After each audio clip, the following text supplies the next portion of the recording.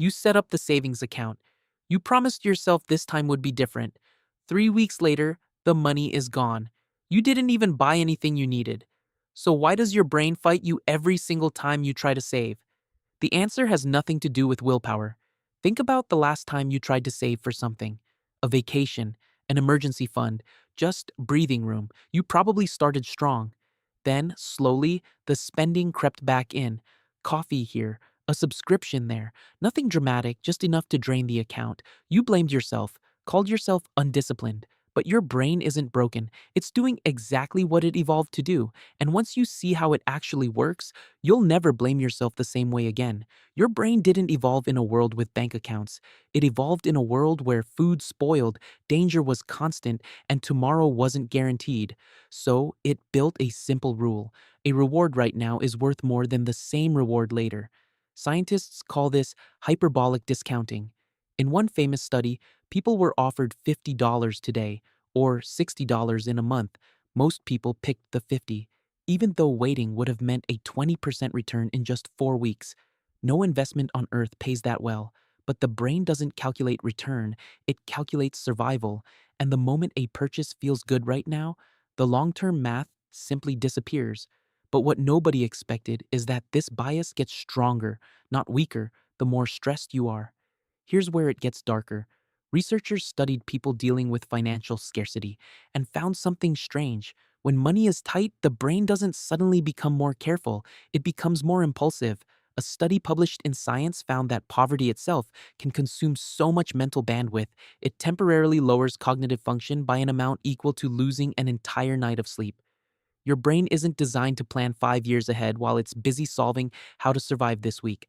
So, the very moment you need self control the most is the exact moment your brain has the least of it to offer. This explains why financial stress doesn't just shrink your savings, it quietly shrinks your ability to think your way out of the situation. But the strangest part isn't the stress itself, it's what your brain does the instant the stress disappears. Psychologists call it scarcity loop spending. After a period of restriction, the brain doesn't celebrate, it rebels. The same mechanism that makes a strict diet end in a binge makes a strict budget end in a spending spree. One study tracking dieters found something almost identical happens with money. People who set the strictest savings goals were the most likely to blow their entire budget in a single weekend, not because they were weak, because deprivation builds pressure, and pressure has to go somewhere.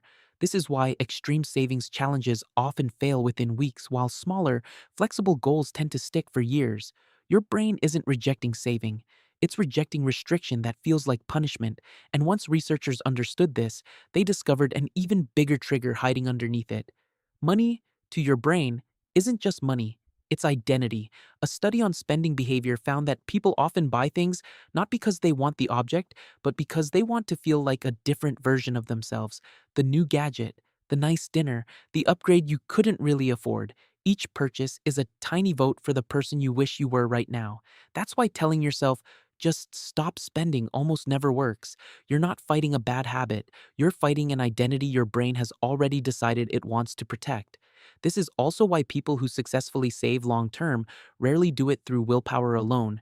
They redesign their environment so the easy choice and the smart choice become the same choice. Here's the detail that changes how most people think about money forever. Researchers tracking automatic savings programs found that people who never had to make a daily decision to save ended up with nearly 70% more money after just 1 year compared to people relying on willpower alone. Same income, same goals, same starting point. The only difference was removing the decision completely. Your brain doesn't fail at saving because you're weak. It fails because every single day it's asked to win a fight it was never built to win. So the next time your savings account empties out faster than you expected, that's not a character flaw. That's just an ancient brain doing exactly what it was designed to do in a world it was never designed for. Have you ever set a savings goal that completely backfired? Tell me what happened in the comments. If this changed the way you see your own spending habits, hit like and subscribe for more stories about the hidden psychology behind the decisions we make every single day.